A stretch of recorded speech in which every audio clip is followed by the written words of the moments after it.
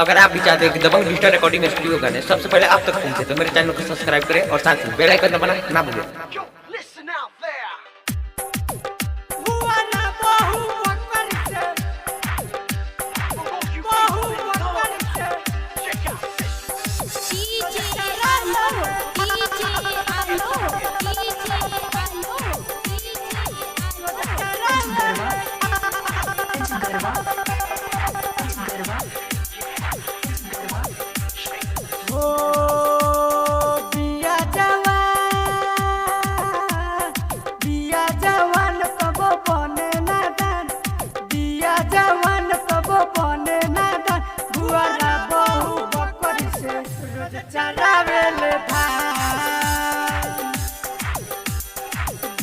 जवान कब बने नादान भुआरा बहु बकरी से रोज चरावेले धान। भुआरा बहु बकरी से रोज चरावेले धान।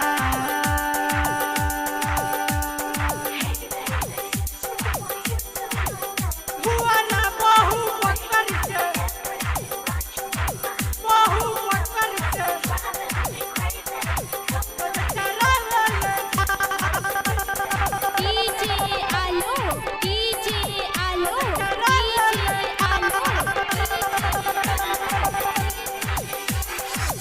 राखेले बकरी दुगो बकरा घूमे घुमावेले खूबे चरावे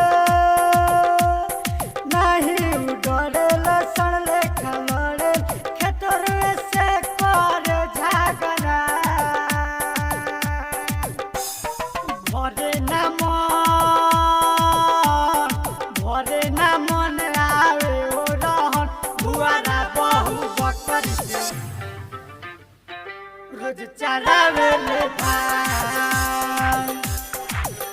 भुआरा बहु बकरी से रोज चरावेले धान।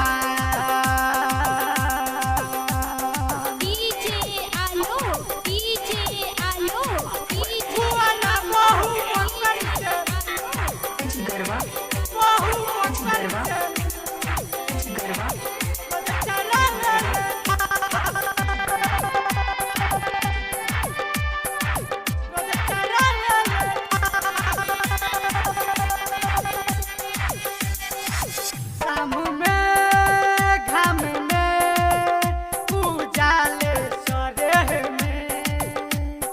बकरी के ले डोरी भले काटे ले घट भरे बकरी के पेट तनको न माने ले भौजी। ओहिरे के सान बकरी के अपन काम भुआरा बहु बकरी से रोज चरावेले धान। भुआरा बहु बकरी से रोज चरावेले धान।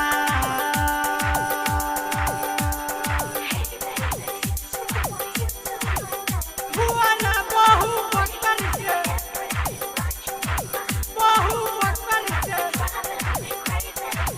रोज चरावेले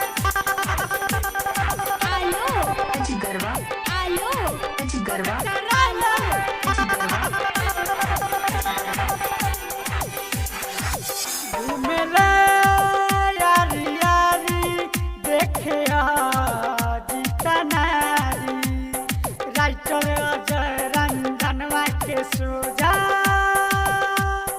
बिजुली बेदर्दी दारादी सर्दी भागरित भागा के राज से मरी